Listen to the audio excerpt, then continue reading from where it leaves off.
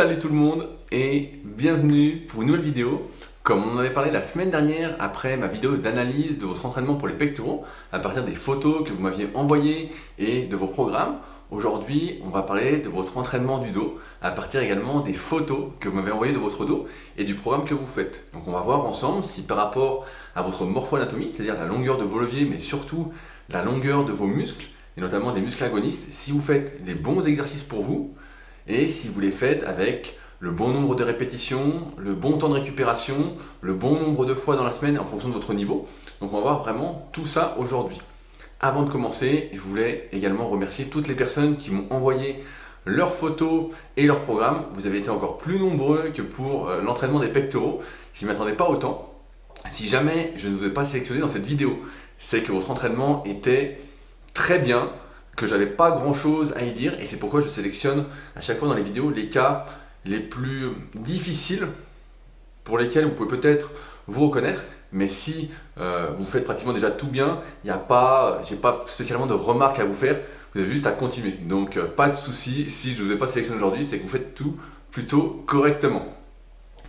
Également, avant de commencer, je vous rappelle que j'ai fait une formation gratuite pour les pratiquants de musculation sans dopage, qui est disponible quelque part sur la vidéo et c'est directement le premier lien dans la description.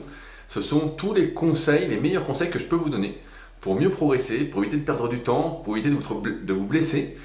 La blessure n'est pas obligatoire, malgré ce que certains en disent, et pour moi ne fait pas obligatoirement partie du parcours qu'on doit avoir en tant que pratiquant de musculation. Donc c'est vraiment les meilleurs conseils que je peux vous donner, c'est gratuit, sans engagement, et c'est vraiment destiné à vous aider à mieux progresser et à vous éviter toutes les erreurs que j'ai pu faire à mes débuts. Donc vraiment, n'hésitez pas. Et si jamais après inscription, vous ne la recevez pas, n'hésitez pas à m'envoyer un email également via le lien contact que je mets également dans la description. Alors, pour commencer, aujourd'hui, on va parler de Manu. Donc Manu, je le connais bien, ça fait un petit moment qu'il me suit, qui me met des bons commentaires, qui m'écrit régulièrement.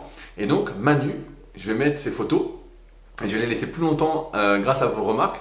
Encore une fois, n'hésitez pas dans les commentaires à mettre vos remarques, comment je pourrais améliorer les vidéos pour que ce soit plus clair pour vous. Donc Manu, comme vous pouvez le voir sur les photos, il n'est pas spécialement fait pour le grand dorsal. Il n'est pas spécialement fait pour être large parce qu'on voit que son insertion du grand dorsal est assez rectiligne sur le bras.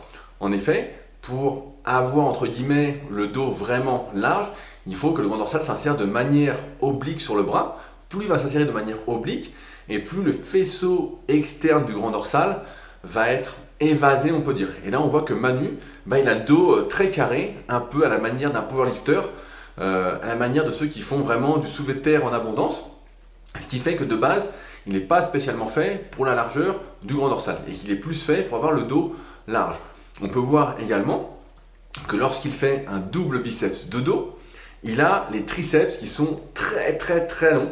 On voit que c'est un énorme point fort chez lui et on voit également que ces trapèzes sont assez prominents, notamment la portion supérieure et moyenne. On voit qu'elles sont vraiment importantes et ça, la longue portion du triceps et des trapèzes, ce sont des muscles qu'on va dire agonistes, c'est-à-dire qu'ils participent au même mouvement que l'exercice censé solliciter le grand dorsal. Donc là, Manu, il a le dos épais et son vrai point faible, c'est la largeur de dos. Pour travailler son dos, il fait 2 séances par semaine que je vais vous détailler.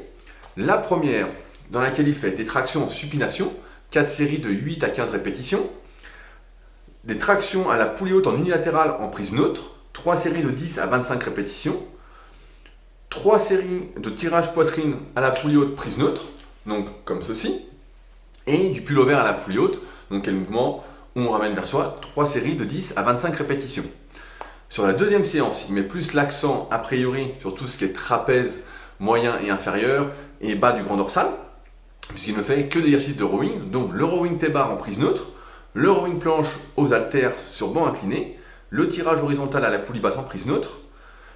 Il me précise qu'il démarre ses cycles de progression avec 1 minute 30 de récupération et qui monte à 3 minutes progressivement à mesure que la difficulté augmente. Donc ça c'est super. Ça, j'ai rien à dire sur le temps de récupération. Je le répète, mais le temps de récupération doit s'adapter à la difficulté ressentie lors de vos séances. Le plus important, c'est vraiment de progresser sur vos charges et votre nombre de répétitions sans dégrader exagérément la technique et en essayant de faire le mouvement avec le muscle que vous souhaitez solliciter, développer. Et à partir de là, on adapte donc la récupération. Donc, il y a une chose importante qu'il précise, et qui est très importante, c'est que il ne fait pas de traction en pronation, car ça lui génère des douleurs aux épaules. Alors que quand on voit son dos dans son ensemble, on voit que Manu, il est fait pour être épais. Et quand on analyse donc sa séance du lundi, qui est censée mettre l'accent sur le grand dorsal, et notamment pour essayer de développer la largeur du dos, et ben on se rend compte que cette séance-là, en fait, met également l'accent sur ce qu'on va appeler l'épaisseur du dos, donc comme je disais, trapèze moyen et inférieur, bas du grand dorsal, rhomboïde, infraépineux, etc. Et très peu sur ce qui lui manque. Même s'il n'a pas les insertions qui s'insèrent de manière oblique sur le bras, il n'en reste pas moins vrai qu'on a tous la possibilité de développer plus ou moins sa largeur et que si on ne fait rien pour que ça se développe, ben, il ne risque pas de se passer grand chose. Quand on fait des exercices de tirage à la poulie haute avec les mains en prise assez serrée, et ben en fait on est loin d'être dans l'axe des fibres du grand dorsal, des fibres du portion externe du grand dorsal, et donc il y a peu de chances que ça se développe. Et là on voit c'est ce qui se passe avec Manu, c'est qu'il ne fait rien pour que le grand dorsal se développe en largeur. D'autant plus que dans la deuxième séance, comme on peut le voir, il ne fait encore une fois que des exercices en prise serrée. Prise neutre au rowing T-bar, donc souvent c'est la petite poignée comme Ronnie Coleman, on avait vu dans sa vidéo. Rowing planche aux haltères sur banc incliné, donc pareil, j'imagine que c'est en prise neutre, donc c'est une prise serrée. Tirage horizontal à la poulie basse en prise neutre, pareil, c'est en prise serrée. Donc en fait, il fait tout pour développer l'épaisseur du dos, alors que c'est un point fort dans son dos et que c'est pas du tout ce qui manque. Maintenant, la vraie solution pour Manu, c'est de pouvoir faire des exercices en pronation, en prise large notamment, pour être dans l'axe du grand dorsal. Et même quand il va faire par exemple du rowing à la T-bar, de prendre une prise pronation en prise plus large, ou du rowing assis à la poulie basse en prise plus large, pour vraiment aller essayer d'étirer la portion externe du grand dorsal. Vraiment, il faut essayer d'aller étirer ces fibres, parce que comme on le sait, l'étirement, c'est générateur d'une meilleure contraction. Ça facilite la contraction musculaire. Notamment quand on met des poids légers, qu'on s'applique à recruter, c'est pas tout à fait la même chose lorsqu'on met lourd et qu'on est en train de forcer. C'est pourquoi, d'une part Manu, je te conseille dans ta deuxième séance de faire des exercices, au moins le T-bar et la poulie basse en prise large, donc ça il n'y a pas de souci par rapport à ta douleur d'épaule.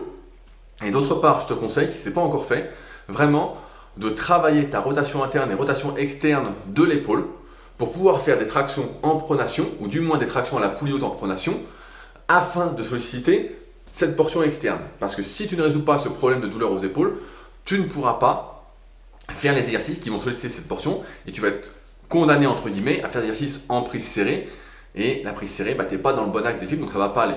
Si jamais ça t'intéresse, sache que je montre l'exercice en question qui m'a permis de solutionner pas mal de problèmes auprès de mes élèves dans la formation Super Dos. Je montre vraiment l'exercice tu vas faire avec un élastique avant chaque début de séance, au moins pour un moment, pour que tu retrouves de la rotation interne et de la rotation externe au niveau de l'épaule. Et ainsi, ton omoplate bougera mieux et tu arriveras tout de suite, en tout cas, il faut redémarrer à la poulie et pas tout de suite de traction parce qu'il faut un temps d'adaptation, il faut être progressif.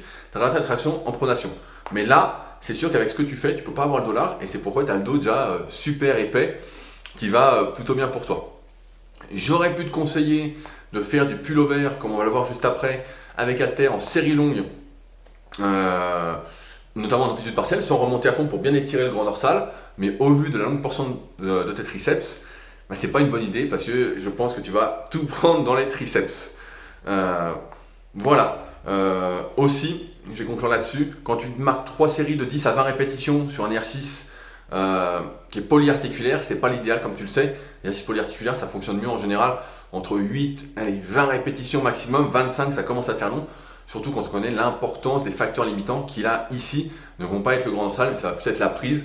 Alors tu vas me dire que tu mets des sangles, mais dans ce cas-là, ça peut être le long supinateur, ça peut être le biceps, ça peut être ton triceps, ça peut être tes trapèzes, et c'est beaucoup plus difficile de localiser au grand dorsal et aux muscles du dos qui sont plus gros parce qu'ils vont être limités par des petits muscles sur les séries très longues.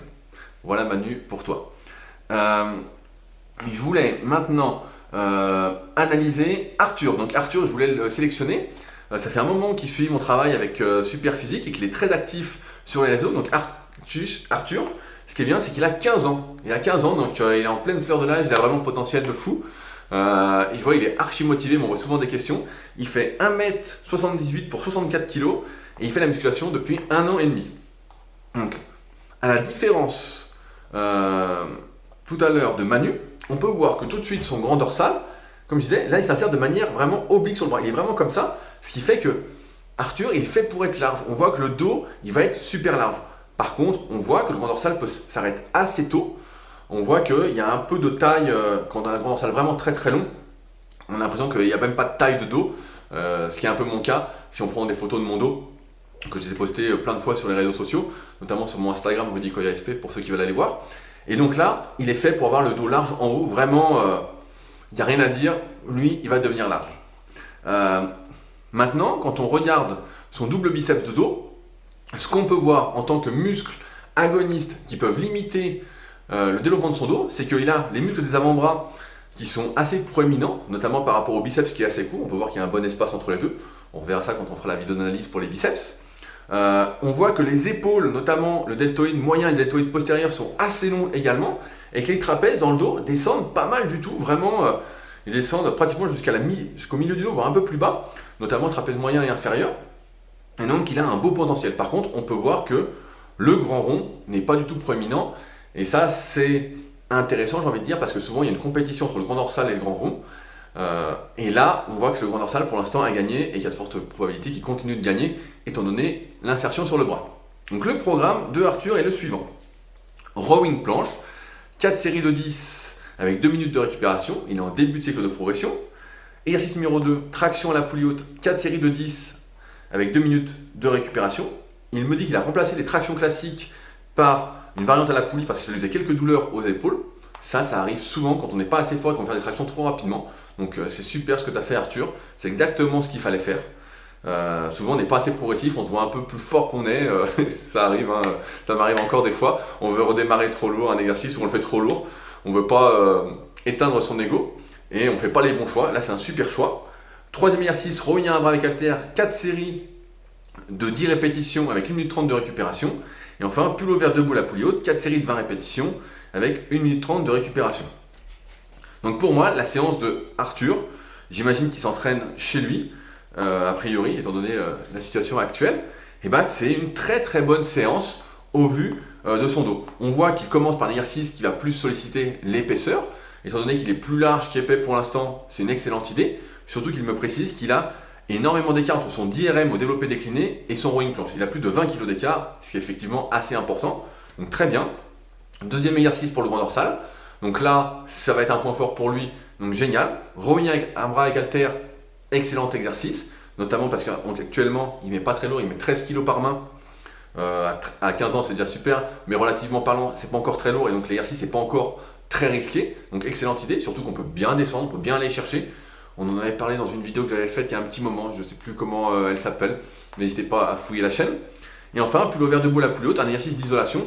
C'est sûr qu'après 3 exercices polyarticulaires, en général on n'a plus grand chose dans le sac, et finir par un exercice d'isolation qui là va être vraiment pour le grand dorsal, et ben c'est une bonne idée.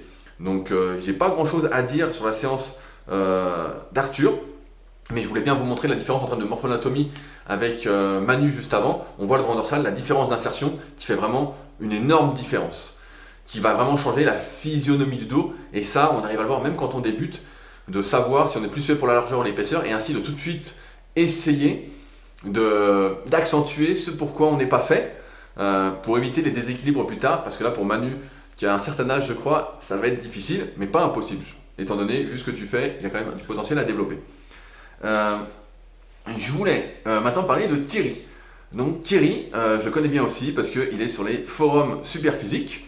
Donc si jamais vous avez des questions, je le répète à chaque fois, mais si vous avez des questions sur la musculation en général, si vous voulez partager vos entraînements, vraiment rejoindre des passionnés de musculation, c'est gratuit, il n'y a pas d'engagement, il n'y a rien. N'hésitez pas à aller sur les forums Superphysique, superphysique.org, il y a une super animation, il y a vraiment une émulation collective qui tire vers le haut, donc superphysique.org. Donc on peut voir le dos de Thierry. Donc Thierry, il y a un truc intéressant quand il fait sa photo de dos, c'est qu'on voit que le grand dorsal s'insère bien, encore une fois, de manière oblique sur le bras. Par contre, on voit que son triceps, la longue portion, donc celle qui est le plus proche du corps, eh ben, elle est très développée. Donc ça peut être un facteur limitant lorsqu'il va essayer de solliciter le dos. On voit également l'arrière d'épaule qui va assez loin vers l'omoplate, on voit qu'il est plutôt large de base, qui va être un facteur limitant. Et on voit Contrairement à Arthur tout à l'heure où le dos, je disais, ne descendait pas complètement à fond, on voit que le dos là s'arrête encore plus tôt le grand dorsal, ce qui fait une taille encore plus longue, ce qui fait qu'il va avoir, s'il fait un double biceps de face, bon, on se promène jamais en double biceps de face, mais s'il se promène en double biceps de face, ça va faire vraiment une taille longue, ça va faire un peu comme, comment il s'appelle, Chris Bumstead, celui qui a gagné Classique Olympia récemment, ça fait une taille vraiment très longue. Donc après, c'est les goûts et les couleurs, je trouve pas ça très gênant. On peut voir en double biceps de dos, par contre qu'il manque globalement d'épaisseur au niveau du dos. On voit qu'il n'y a pas trop d'épaisseur au niveau des trapèzes moyens et inférieurs. Et on voit même que le trapèze supérieur n'est pas très développé. On voit que le grand rond n'a pas pris l'ascendant non plus. Et donc, ce qui doit travailler par rapport à ce qu'on voit là, c'est plus son épaisseur de dos. C'est vraiment ça, son point faible aujourd'hui. Il a déjà une certaine largeur, mais il lui manque cette épaisseur de dos. Donc, quelles sont les séances de Thierry? La séance de Thierry, comme vous allez le voir, elle correspond à ce qui se développe. Il fait des tractions, il fait 7 séries de 8 tractions. Donc il fait un cycle qu'on a expliqué sur superphysique.org qui consiste à aller jusqu'à 10 séries de 10 répétitions. Pour ceux qui ne font pas beaucoup de répétitions au début, c'est un cycle qui marche plutôt bien, je ne vais pas revenir en détail dessus. Il fait ensuite 3 séries de 10 à 12 tirages poulie haute en unilatéral en supination. Un exercice qui me dit qu'il va supprimer quand le premier exercice sera trop difficile. J'ai pas grand chose à dire là-dessus. 3 séries de 10 à 12 tirages en poulie haute prise marteau, donc en prise serrée. Donc un classique. Il va faire plus le bas du grand dorsal par rapport à la trajectoire du coude. Et enfin, 4 séries de rowing halter à un bras, où il fait un cycle de progression de 10 à 20 répétitions. Enfin, il fait de l'oiseau ensuite et des shrugs, et ensuite il fait des triceps. Ce qu'on voit dans cette séance, c'est que l'accent est vraiment mis sur le grand dorsal.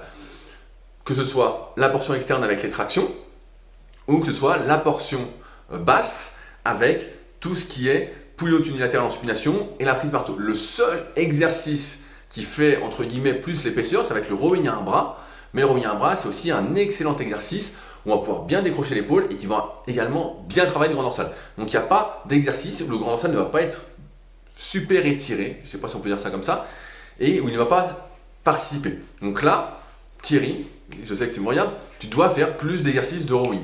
Je ne sais pas quel est ton matériel, si tu entraînes chez toi ou pas.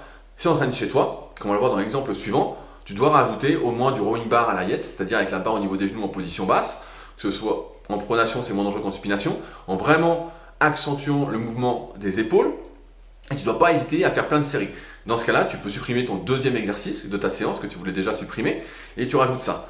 Et là, vraiment te concentrer sur ce mouvement-là. Et pareil, quand tu fais le rowing à un bras, vraiment te concentrer pour coller l'omoplate à la colonne vertébrale quand tu tires. C'est ça le plus important pour toi, c'est cette épaisseur du dos, parce que, comme j'aime dire, on n'a jamais le dos trop épais, et avoir un dos épais, c'est quelque chose qui est très protecteur pour la ceinture scapulaire, pour l'articulation des épaules. Plus on va avoir le dos épais et fort, tout ce qui est trapèze moyen, inférieur, rhomboïde, infra-épineux, arrière d'épaule, plus on va être capable d'encaisser du volume et des charges sur les exercices de poussée dont on abuse souvent. Donc Thierry, accent vraiment là-dessus. Et je pense que si tu rajoutes rien que du rowing bar à la place du deuxième exercice, ça devrait le faire. Si jamais ça ne le fait pas, je te conseillerais plutôt de rajouter dans ce cas-là une deuxième séance d'eau en mettant l'accent sur l'épaisseur du dos, un peu comme faisait Manu en premier exemple. Et là, il ne devrait pas y avoir de souci pour que ça se développe parce qu'on voit que la longueur des muscles est assez bonne. Et que comme on peut vraiment isoler en tirant juste les épaules, et ça devrait le faire sans souci. J'ai pas grand chose à dire sinon sur les temps de récup et sur le nombre de répétitions par série, c'était très bien, nickel. Enfin, je voulais finir avec Nico. Donc Nico, je le connais bien, je l'avais sélectionné sur l'analyse de diète et je le resélectionne parce que je pense qu'il est très représentatif de beaucoup d'entre vous aujourd'hui qui s'entraînent à domicile avec peu de matériel.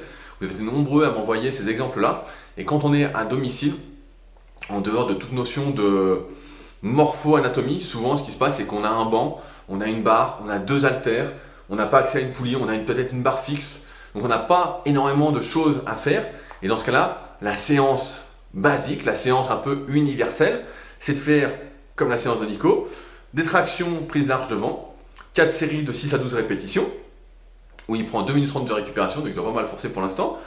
Il fait du rowing planche avec haltère, parce qu'il ne peut pas faire de rowing planche avec barre, donc il fait aux haltères, donc il met un banc et il fait son rowing avec haltère. Et ensuite, il fait du rowing halter à un bras, donc le classique. Et il finit par de l'oiseau. Donc ça, c'est la séance classique. Et je pense qu'elle peut être légèrement améliorée. C'est pour ça que je l'ai choisie. Notamment parce qu'on a la même inclinaison de buste quand on fait du rowing planche avec halter. En plus, on a la même prise, on est en prise neutre, que le rowing avec un bras avec halter. Ce que je te conseille, Nico, et si vous êtes dans ce cas-là et que vous entraînez à domicile, je vous conseille de faire plutôt du rowing planche sur banc incliné afin d'avoir le buste un peu plus relevé et de plus solliciter trapèze moyen et inférieur. J'ai beaucoup cité ces deux muscles-là, mais ils sont hyper importants. C'est ce qui fait vraiment un dos très rocheux, ce qui fait le dos un peu à la Dorian Yates dont on avait parlé dans sa vidéo. Et vraiment ce dos où on a l'impression que il y a un truc qui n'est pas normal, il y a un ovni qu'il a dans le dos. Et donc en relevant un peu le banc, on va arriver à moins solliciter le grand dorsal et à plus solliciter les muscles de l'épaisseur du dos. Et donc après on peut faire son rowing avec halter parce que dans ce cas-là, on n'a plus la même inclinaison de dos et donc ça change. Ce qui est important quand on entraîne le dos, c'est de varier la largeur de prise, la prise en elle-même et l'inclinaison du buste. C'est au moins ces trois-là pour essayer d'avoir une séance la plus complète possible. Et si on fait 2 exercices avec la même inclinaison de buste et la même prise, bah, ça fait un petit peu doublon. Mais quand on est à domicile et on n'a pas trop de choix, bah, c'est ça, en quelque sorte, la séance presque parfaite. On pourrait, pour ceux qui sont un peu plus aventuriers, qui aiment plus prendre de risques, faire du rowing bar à la Yates. Il n'y aurait pas d'intérêt si on fait du rowing à un bras avec halter à faire du rowing buste penché à 90 degrés, donc buste parallèle au sol, parce que ce serait le même exercice que le rowing halter avec un bras. Et donc si on le fait un peu plus relevé, bah, ça se fait.